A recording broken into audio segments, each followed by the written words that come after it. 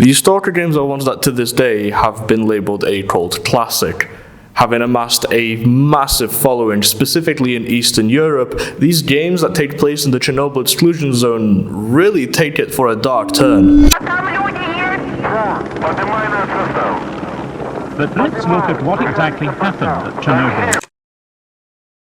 The Chernobyl disaster is one that still to this day looms over Europe. In spite of not being the most irradiated place on the planet, nor being the first disaster of its kind, Chernobyl to this day remains a hot topic. The demonstration of the complete failure of the communist system left behind an aura of mystique surrounding the disaster, which leads us to S.T.A.L.K.E.R. Being set in an alternative timeline, where after the initial disaster and evacuation of the Pripyat area, certain Soviet scientists decided to remain in the zone, with their meddling leading to a second disaster in 2006, leaving us to the zone as we know it.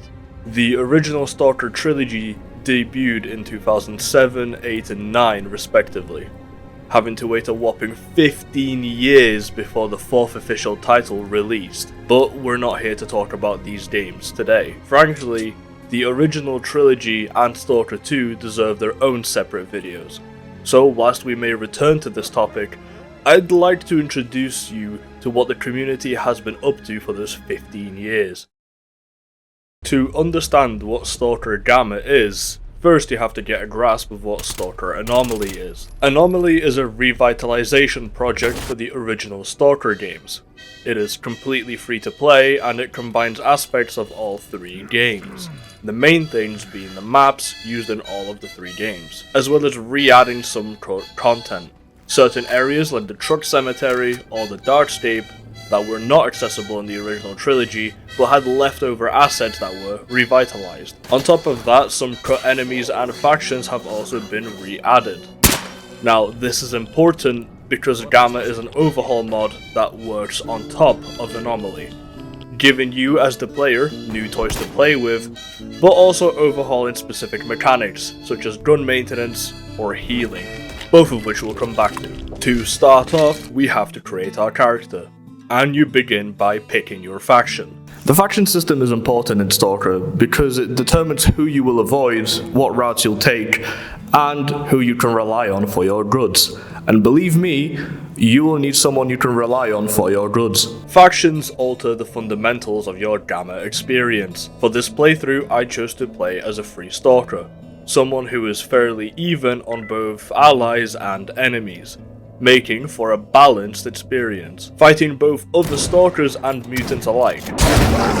But had I wanted to, I could have played as a scientist, someone who has little to no enemies in the zone, or if I truly wanted to, I could have picked a third, more sinister option. Afterwards, you pick your loadout and your difficulty, and having used up all of our points in our default loadout, we enter the zone, and we enter it through Rookie Village.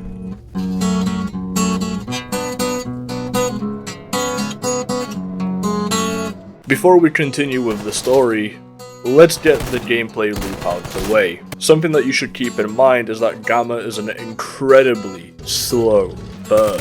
So whilst what I explained may seem simple on paper, just keep in mind that I had to repeat this for hours on end just so that I was prepared for each step in the journey. You start off by accepting a few jobs from the task board. Using to ensure whether it be a simple collection job or an assassination, or hell, even just a culling of the local wildlife, or at least attempting to. Why is there so many of you?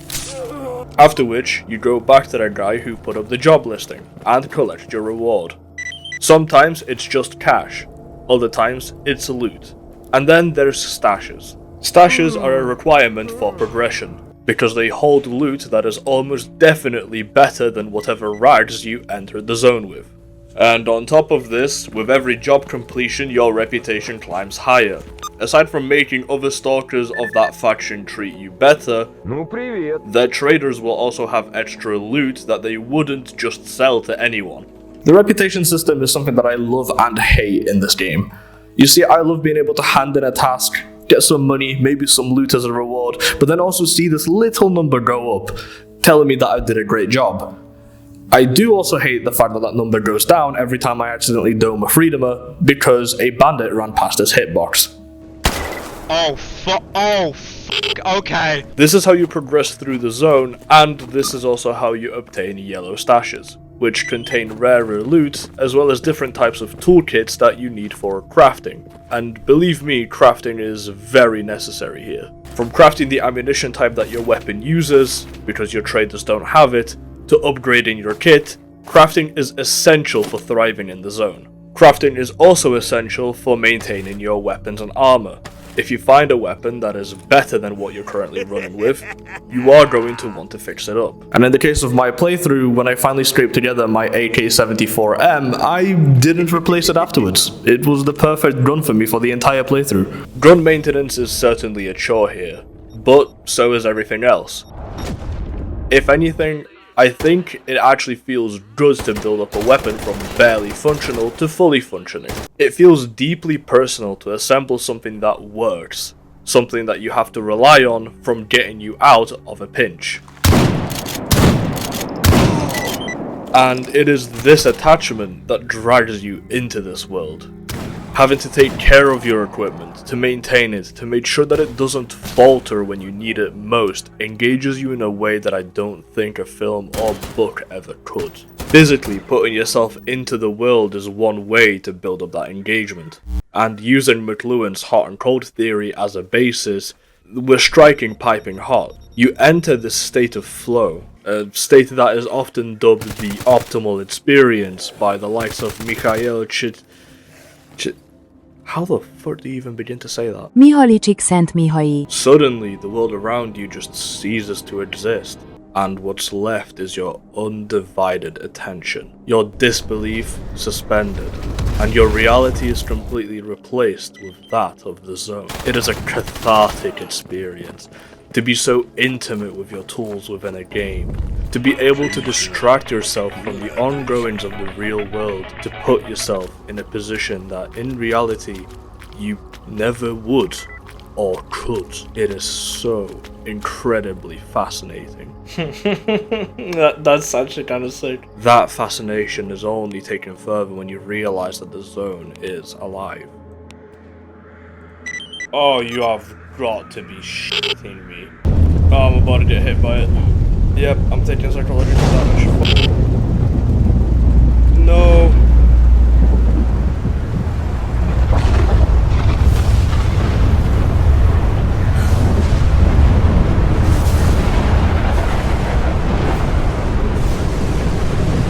I'm literally doing everything I can. Fuck. This is made believable due to two things. Firstly, emissions. Regular storms of radiation that sweep the zone originating from the CNPP itself. 2. The A-Life system. S.T.A.L.K.E.R's original ecosystem simulation makes sure that the world lives and breathes around you and not through you, making you feel like you are part of this world, not that you are the world itself. Picture this. You're going out of your way to clear an area that someone is paying you good money to do so, only to get halfway there and get notified that someone nabbed your straw. So, you get a job completion marker come up without having to expel a single cartridge out of your gun. It's moments like these that make or break a game for me, that leaves me either immersed or feeling underwhelmed, kind of like S.T.A.L.K.E.R 2 did. The A-Life system is actually something that I do believe GSC World has severely fucked up on with the release of S.T.A.L.K.E.R 2.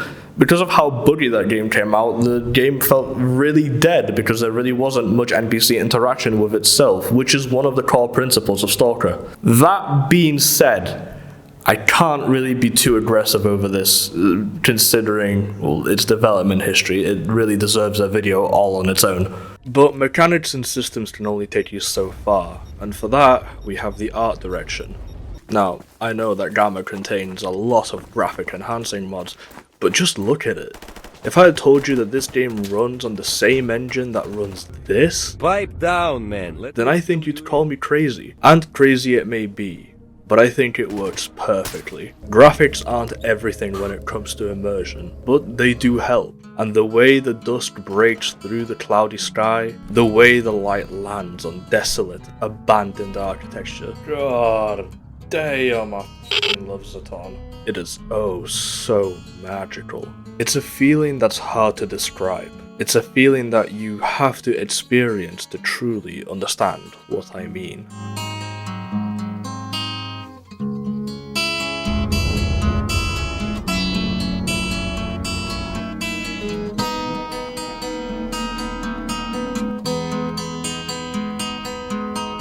The last thing that we have to address is the chore aspect of Gamma. The original S.T.A.L.K.E.R games featured survival mechanics. You know, your hunger, your thirst, your radiation levels, and so on and so forth. The reason I'm bringing this up here is because Gamma turns this up to 11. Originally, I had written a long-winded description of how the healing mechanics work, but I decided that I wanted to slim that down, so here's the rundown. When you get shot, more often than not, you're going to start bleeding. You want to patch that hole with a bandage, heal with a medkit, and then down drugs to make sure that the health you got sticks. Your limbs also have individual health. If your head, torso, or overall health reach 0, you die. If your arms are damaged, it causes your aim to sway. And if your legs are damaged, it causes your running speed to be reduced, and trying to sprint will cause for constant health drain, as well as causing your character to pant in pain.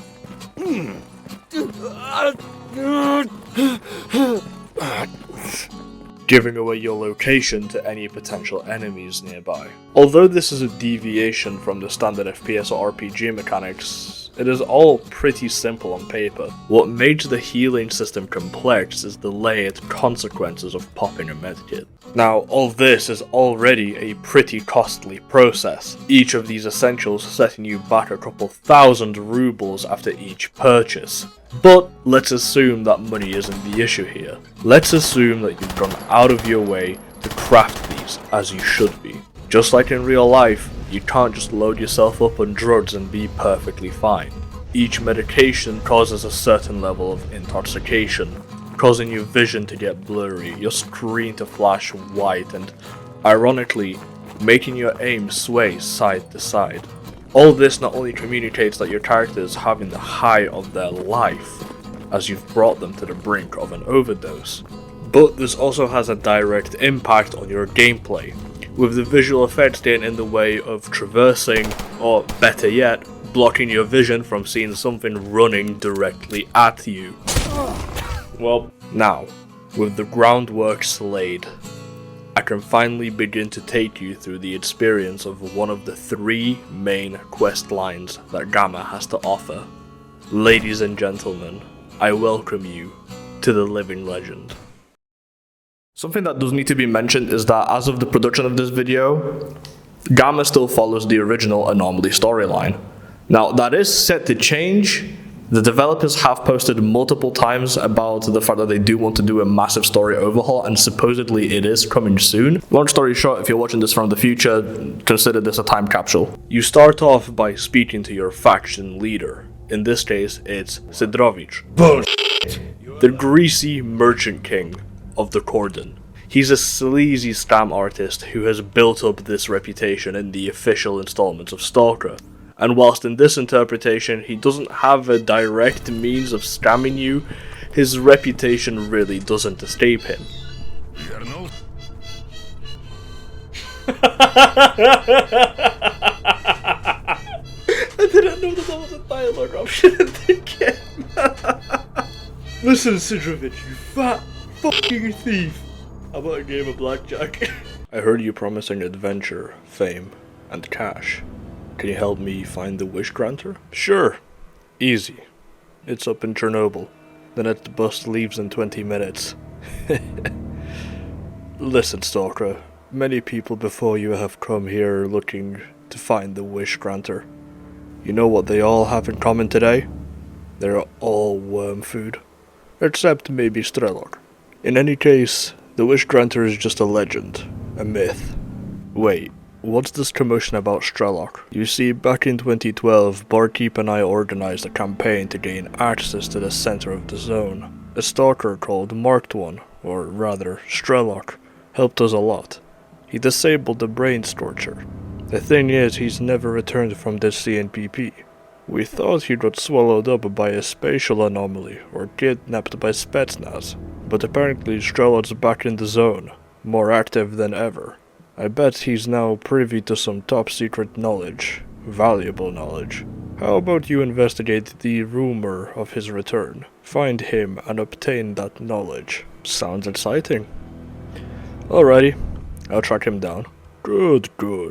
I can almost see the dollar bills in your eyes. If you're serious, go see Doctor, S.T.A.L.K.E.R's old friend. Spore says he lives in a secluded part of the Great Swamp. Word around the zone is that S.T.A.L.K.E.R is back, after going MIA during his previous CNPP raid in 2012. Of course, this is explained in the previous games. From our understanding, S.T.A.L.K.E.R didn't return to the southern zone after his raid. After destroying the sea consciousness, he is next seen in Call of Pripyat. My name is S.T.A.L.K.E.R. Without spoiling too much, S.T.A.L.K.E.R joins up with Major S.T.A.L.K.E.R, the protagonist in Call of Pripyat, and becomes the chief scientific consultant to the USS. Essentially, he took a government job surrounding the exclusion zone, as he was willing to give the USS his information about the ongoings at the CNPP. But now, he's back, and according to Sidrovich, the only man who could potentially know where to look for him is Doctor. The Doctor is a character that doesn't get a lot of screen time in the original series, only really coming in during a very specific path you take during Shadow of Chernobyl. Look, S.T.A.L.K.E.R. The path that leads you to the true ending, making him a mystery, but not the fun kind of mystery, the very shallow, boring type. I wish I could say that this has changed here, but as of right now, this is just a plain lie. But we continue forward through the marshy pools of the Great Swamps, because nothing screams like manhunt like looking for a ghost in a river. After stumbling upon his cave, we speak with the Doctor. I've heard that S.T.A.L.K.E.R is still alive. Do you know where he is? S.T.A.L.K.E.R? Are you sure? Quite certain. The entire zone can't stop talking about him. I need to find him. Have you got any idea where he might be? Well. Even after all these years, regrettably, I do not know for certain. The man is like a ghost. But if there is one place he would visit somewhat frequently, it would have to be his hideout in the Agroprom underground. You may be able to find him there, or at least get some clues. Also, fun fact that I haven't seen anyone else talk about, you can actually go out of your way to kill the Doctor. After which it unlocks a new quest line for you to do, which leads you to explore all of the known labs in the zone. But this is where things start to get interesting. Our only lead points towards S.T.A.L.K.E.R's old hidey hole, deep in the Agroprom underground. Dark, tight corridors, an alarm barely squeaking, an artifact of a bygone era, home only to vermin, both man and what we can only assume used to be man too. This place is claustrophobic, packed to the brim with anomalies, anything from sending thousands of volts directly into your heart, to puddles of unstable chemicals, ready to chew through the very matter of your being. A perfect place to hide for a man who knows almost everything about the zone. Following the Doctor's instructions, we find a circular entrance, only to find that the ghost evades us once more. But he did leave behind a few gems, namely documents, which we can't read. I suppose this isn't anything new for the series, but what these documents do is point us to our next best lead. I'm starting to notice a theme here. Well, let's not dwell on it here. These places give me the creeps. God, I hate these underground sections, I really do. I think it's fair to say that the labs are designed well, when a man who doesn't suffer from claustrophobia feels claustrophobic within the confines of the Agroprom underground. Instead, let's follow the yellow brick road, further north to Rostock, where we find the 100 Rads Bar.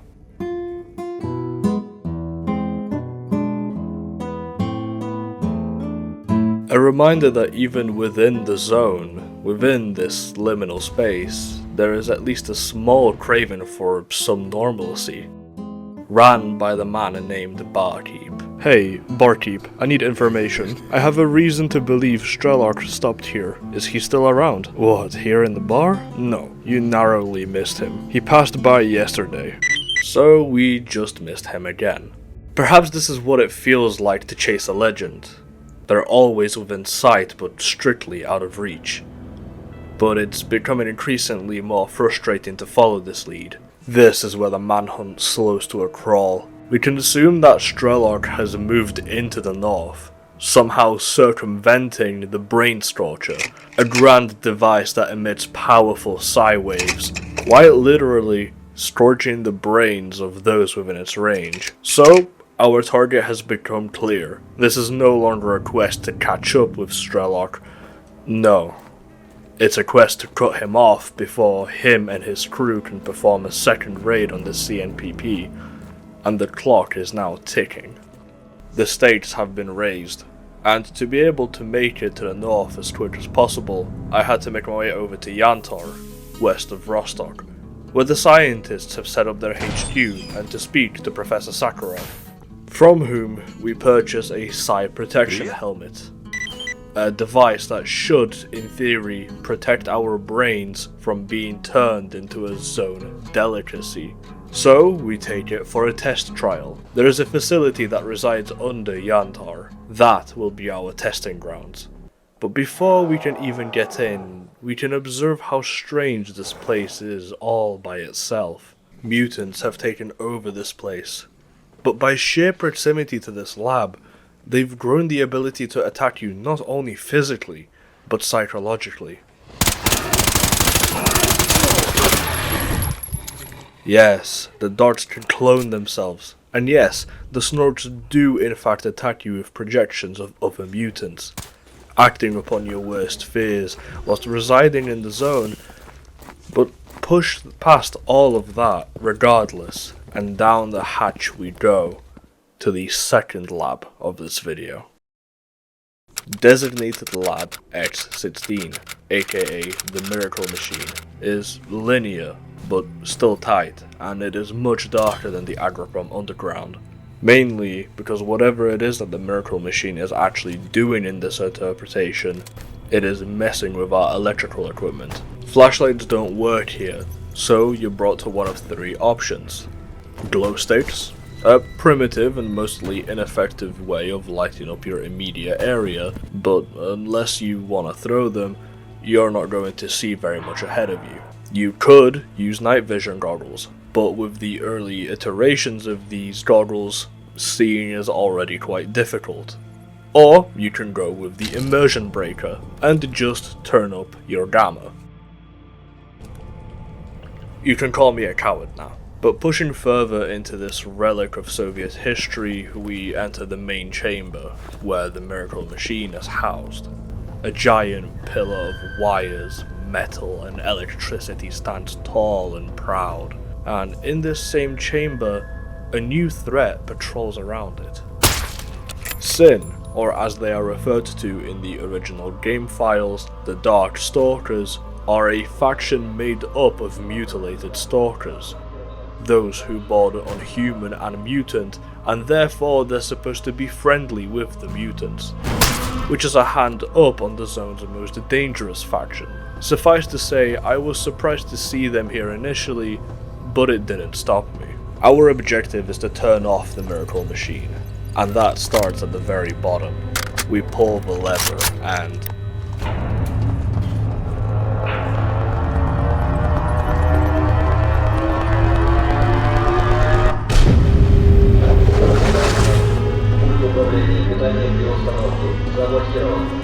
The warning system starts echoing across the facility in Russian, seemingly getting more desperate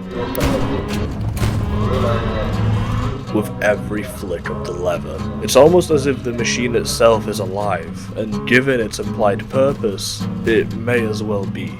In the Stalker universe, the Miracle Machine is responsible for small-scale emissions that end up zombifying stalkers.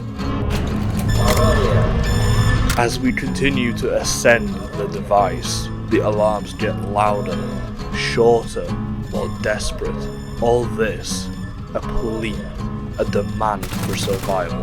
And at the very top we can see why. A mass, in the shape of a giant brain, is what this machine contains. A giant clue as to what the Soviet scientists were working on back in the day. But as we pull the final lever,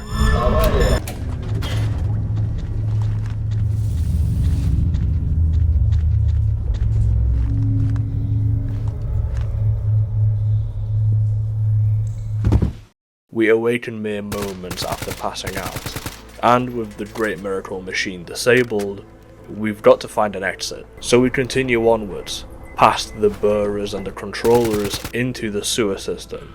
But we're not out of danger just yet, as rats aren't the only thing inhabiting these tunnels. Pseudo-giants are exactly that, giant. They are huge masses of flesh that are deceptively quick for their size. They are the walking tanks of the zone's ecosystem, as it takes around 3 full mags to take one of them out. Thank goodness they are not pack animals, because if they were, they'd be unstoppable. It should be around now that you notice that something isn't completely right with the mutants we've encountered. Surely it's not completely believable that all of these creatures are a result of the radiation within this area. However, what's important now is what this has become. We've gone from hunter to hunted. It's an enclosed game of cat and mouse now. It's you versus the zone's will. And you better hope that your legs are in good condition, or you will get caught. Or you can be like me and fall into Thanatos. Because if Sigmund Freud was right about something, it's that some people do in fact lean into destruction. Oh shit, I did it. Having escaped the sewer of the miracle machine, knowing now that the site protection from Sakharov works, we head to the north, to the army warehouses, where we meet with the gatekeeper. Nope. And now, I have to introduce you to the monolith.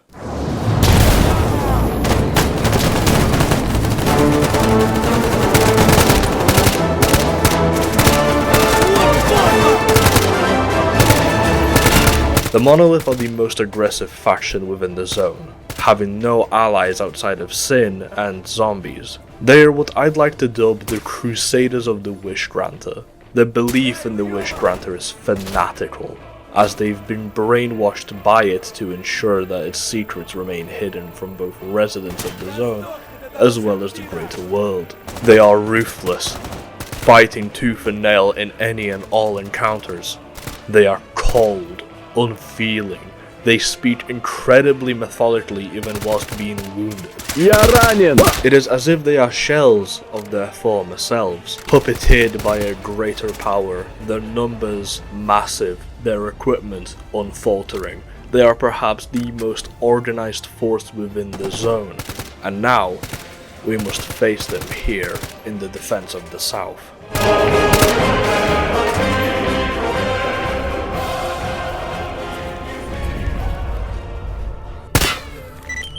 You smell that? The bloodshed? The victory. We're getting closer to our target. And with this incursion being curbed at last, we're urged to continue immediately into radar and tackle.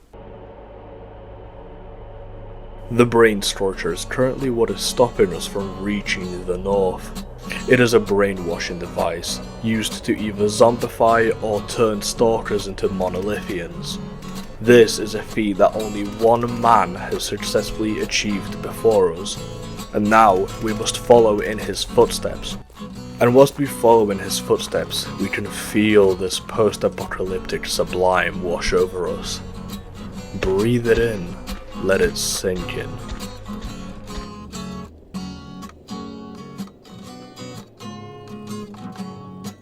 Media like this has become rather abundant, with titles like Fallout and Metro dominating the market, but none do it quite like S.T.A.L.K.E.R. With Fallout, it's the American spirit, this Western naivety, smiling through the pain. What kind of harebrained f***ing psychobabble bullshit is that? It's quite charming, all things considered. The clashing of themes is something that is ironically comedic. But Metro takes the showmanship out of it. Metro is far more melancholic. The world is done. The war has been long lost. But neither the war nor the fallout has been romanticized like it has in S.T.A.L.K.E.R. There is nothing to gawk at in Metro, at least not until the third installment. Until then, it's city ruins and dark tunnels. With S.T.A.L.K.E.R. you get the whole package. Old Soviet labs, bars, city ruins, and open fields, forests and nature. The zone isn't linear like Metro, and it isn't blissfully naive like Fallout. The zone is terrifying, it is deadly, it is decaying, and yet it is beautiful. There is sublime in the post-apocalypse, which is ironic considering that this game isn't about the post-apocalypse, but a disaster, an accident that killed thousands, and in that death, there is beauty. Oh dear, it seems that I have gone on for a while, so let's not waste time. Let's go down the rabbit hole of the brain scorcher. Immediately, there's a timer. Turns out that the Psi helmet is good, but it's not that good. Still, 10 minutes is plenty of time as we begin to crawl into the center of the machine. Monolith around every corner, because unlike the previous labs, it isn't inhabited by mutants at all, only by the loyal soldiers of the Wish Granter. But you may have picked up on it already through the footage. I am moving fast, efficiently through the corridors, and even though these labs have scared me minutes prior, I have to admit, I have grown numb to them at this point. Yes, this may be S.T.A.L.K.E.R.'s greatest downfall, or perhaps it's a testament to my own growth, but the reliance on the underground has numbed me to the terror these corridors once filled me with.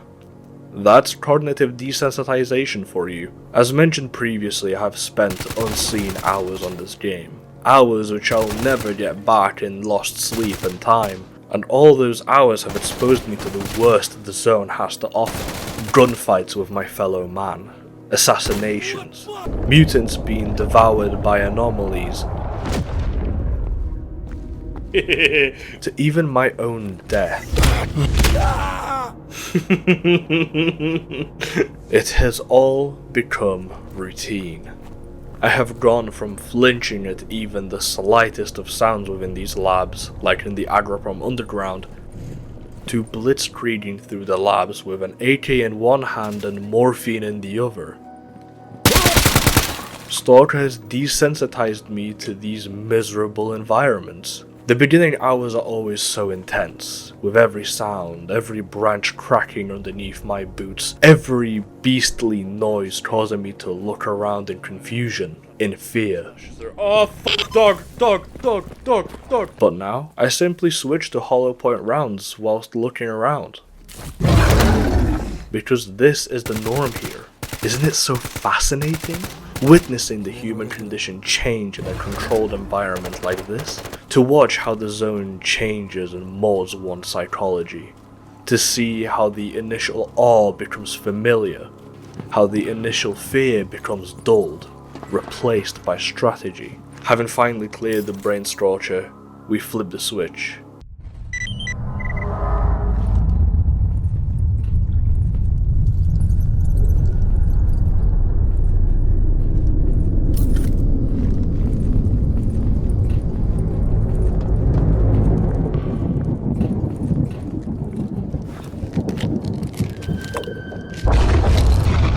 What follows is presumably an emission outside, as an almost retaliation to our actions, but by the time that we exit the lab, it's over.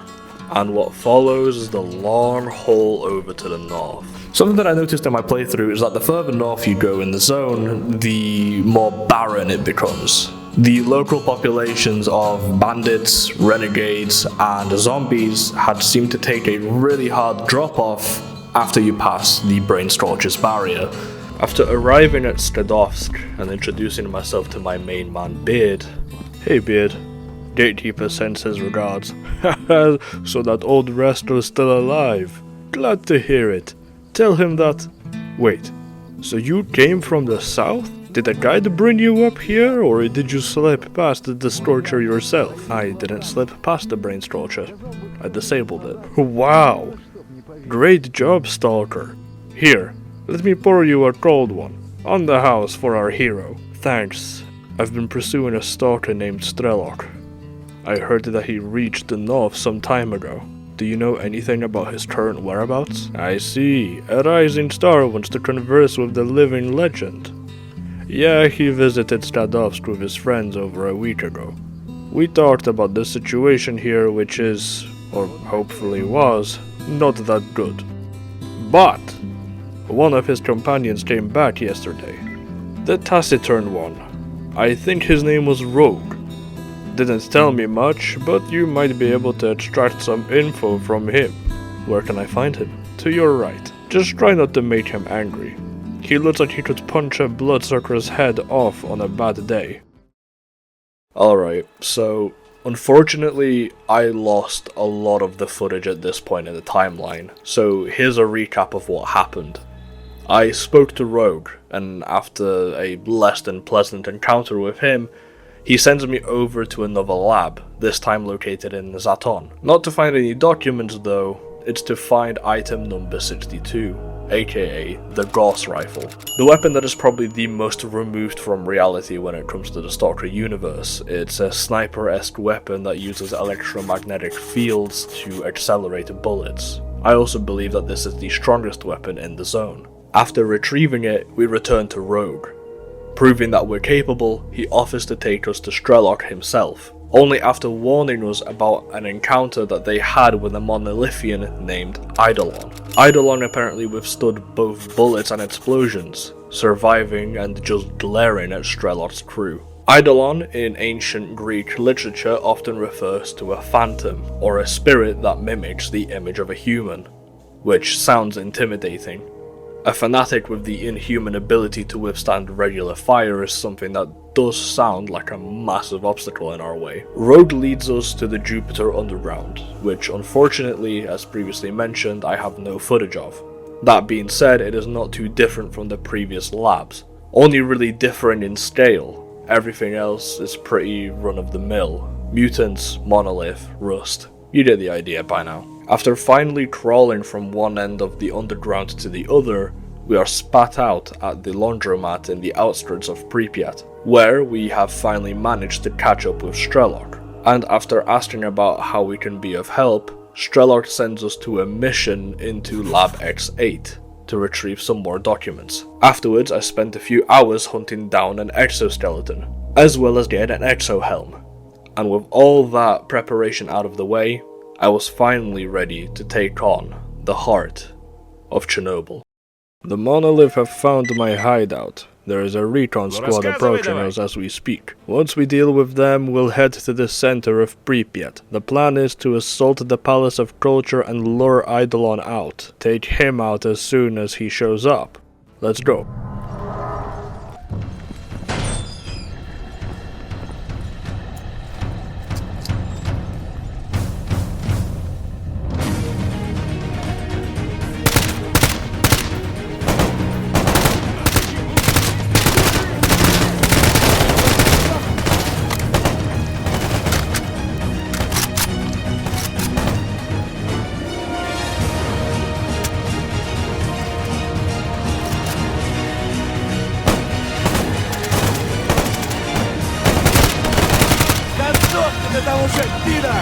Having cleared out the Monolith patrol, we put the plan into action. We march from the outskirts into the center of Pripyat, where we find the Palace of Culture and come face to face with Eidolon.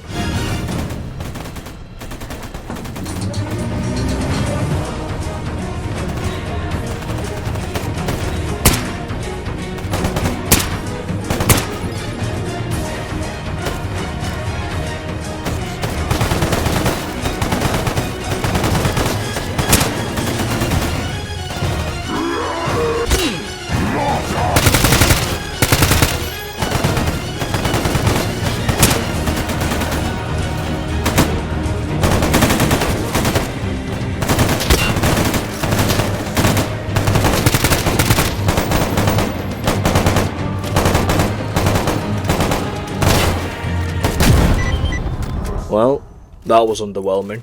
For the sake of time, I did this playthrough on easy difficulty, but I can't say I expected Eidolon to fall after one hit. I was under the belief that Eidolon would withstand multiple shots of the Gauss rifle. That being said, with Eidolon having fallen, the rest of the monolith in the area is scattered, and it looks like we did it all just in time, as a Psystorm, a lesser emission, had just arrived. So we took cover within the building, whilst clearing out what remained of the monolith forces within the Palace of Culture. Eidolon was using a Volat Emerald, an artifact that protects you from most of the zone's environmental damage, at the cost of some of your own radiation resistance. And ironically enough, earlier in the playthrough, as preparation for this raid, I had crafted my very own Volat Emerald. So, that's awkward. So we continued north, only having encountered smaller groups of monolith and a pseudo-giant on the way to the gates of the CNPP.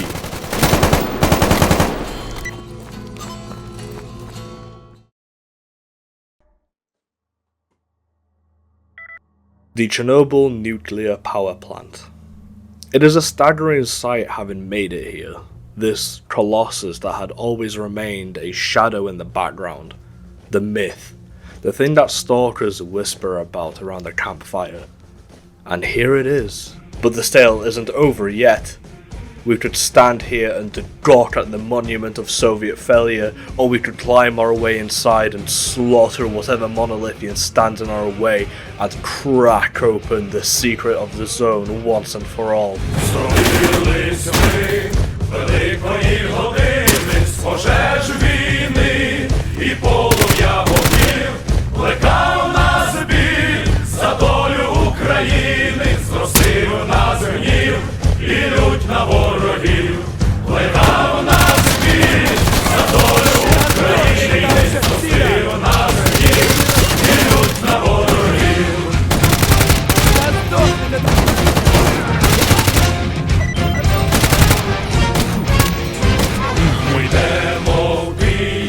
And finally, into the last hatch we drop. Твоя цель здесь.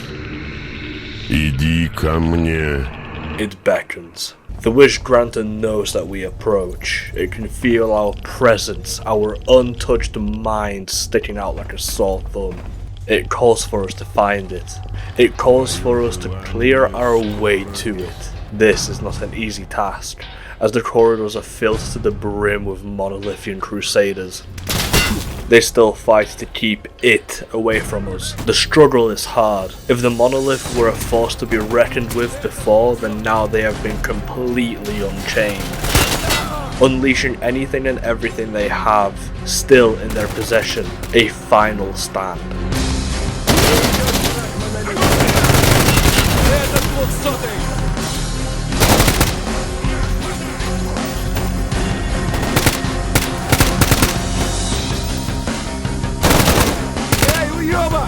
Ну как там тебе? Течет?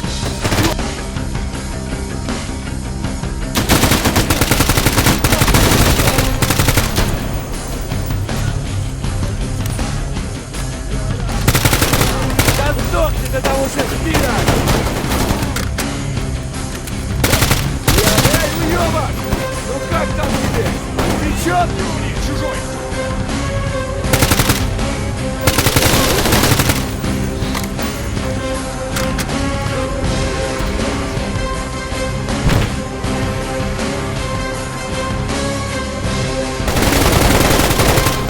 However, there does come a point where the gunfire dies down, where there seems to be no more monolith in the way.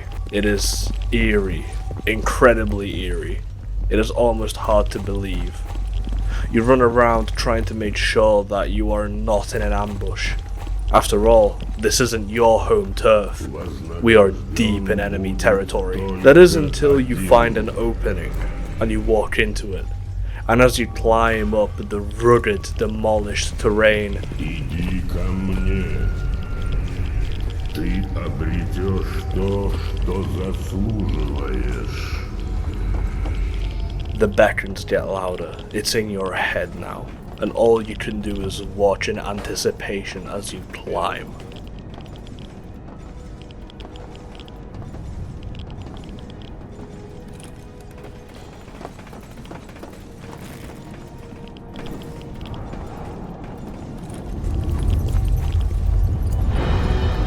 Oh my god, I made it. The monolith, in its full glory. Standing where the elephant's foot should be, stands a sentient being. A rock like no other has ever existed before it. The epicenter of the zone. The thing that we have risked our lives for. As you approach the monolith, you are given the prompt to make a wish. You can choose a few options here, and I, having died many times during this playthrough, chose immortality. That wish teleported me back to the Great Swamps as a zombified stalker. You see it now. The monolith, the wish granter, whatever you choose to call it. It's a monkey's paw. It grants you your desires. It can see right through them, but always in the most literal way. In Shadow of Chernobyl, when S.T.A.L.K.E.R makes it to the wish granter, his fate is always a cruel one. I want to be rich.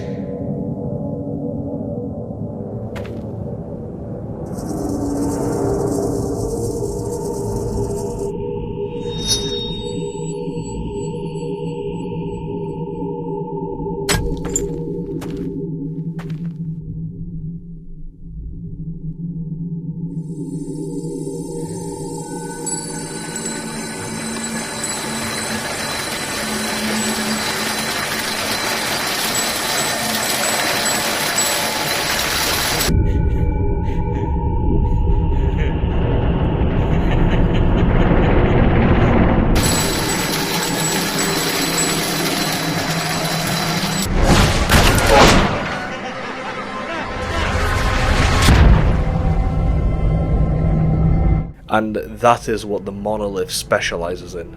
So what now? We've made it to the center of the zone. Surely the ending of this game isn't a punishment. Surely this wasn't all for nothing. That wouldn't be too out of place here. Most anything in the zone wants to impede you in one way or another. In fact, this series is renowned for how poorly you are treated, because of the fact that you aren't a hero, because you aren't a larger-than-life protagonist. But with this, the zone is merciful, because the monolith isn't our real target.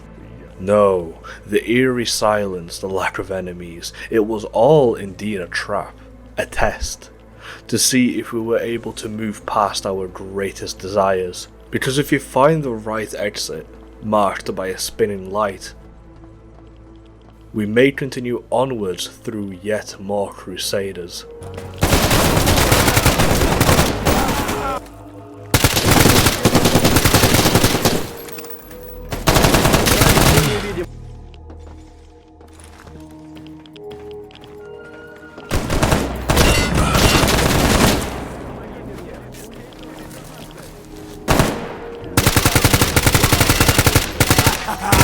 Готов нахуй!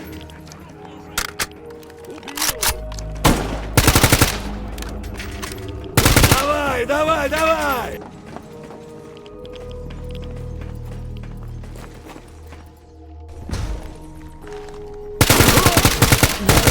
Один готов! Through maze-like corridors, still slaughtering the tools of a false prophet, having depleted most of our resources, until we finally reach our target. The shard of the monolith lays bare as we pick it up. S.T.A.L.K.E.R wishes to speak. Alright, S.T.A.L.K.E.R, I've done what you wanted. Take the shard. Your answers are mine. Very well. I'm grateful for your help. Ask, and I'll do my best to answer. What exactly is the zone? The zone is neither a miracle nor a manifestation of evil. It isn't a natural phenomenon either. Over 10 years ago, a group of scientists conducted a secret experiment. They discovered that a mysterious psychic field, called the noosphere, enveloped the Earth. They thought that by influencing the field, they could influence the world's population. They wanted to remove violence and selfishness from people's minds. No single person could achieve that, so they joined their minds to become common consciousness, wired to a set of extremely powerful generators. Predictably, things went awry, and the experiment caused a rift in the noosphere. Emanations, or rather, the first emission of uncontrolled psychic energy created the zone. S.T.A.L.K.E.R mentions something that we have yet to discuss, so allow me to explain for those of you who are new here. The noosphere is a philosophical concept which was popularized by two individuals, Vladimir Vernadsky and Jesuit priest Pierre Teilhard de Chardin. I apologize for the butchered pronunciation. The concept can be visualized as another blanket around the Earth, similar to that of the ozone layer, but made up entirely of human consciousness. It's an interconnected web of human cognition. In S.T.A.L.K.E.R, this idea is made real. It is the manipulation of the sphere by the seed consciousness, or at least the attempted manipulation, that caused the zone to come into existence. From this point forward, we can ask S.T.A.L.K.E.R to explain things to us further. Questions which may plague you, like what exactly are emissions, what are anomalies, but the most interesting one to me is his knowledge about the mutants. What do you know about mutants? Don't be fooled by the theories that they are the result of radiation. The dogs and cats, maybe, but others? Chimeras, controllers, burrers, pseudo-giants, even fleshes. Most of them are actually man-made. This is something that I already touched on earlier, but it seems oddly suspicious to me that a lot of these mutants are human-like, or at least appear to be partly human. It goes to show that there is a lot more that has gone on in the zone prior to the second incident. Having answered all our questions, we part ways with S.T.A.L.K.E.R, both of us hoping that we could reunite one day. So what is my takeaway here? Does the living legend live up to its name? Me personally, I would argue yes. Yes, it does, and in more than one way. Over the course of the game, you have one real motivation in mind: S.T.A.L.K.E.R and his knowledge. You do odd jobs, fixing gear and spilling all that blood for this one goal. And unbeknownst to you as the player, you end up walking in S.T.A.L.K.E.R's footsteps. The biggest example I can give of this is clearing and deactivating the brain scorcher. It is something that S.T.A.L.K.E.R also does in the original trilogy. In your own way, you build up that status, a reputation, even with all the odds stacked against you. Even whilst the zone has wanted you dead from the very beginning. You, your spirit, indomitable from the very start. In a way, this questline isn't just about S.T.A.L.K.E.R. It isn't about his status as the living legend. In a way, it is also about your climb to that rank, and what spells that out more than bumping shoulders with the man himself. With all that being said, ladies and gentlemen, thank you for watching, and please, have a better night than me.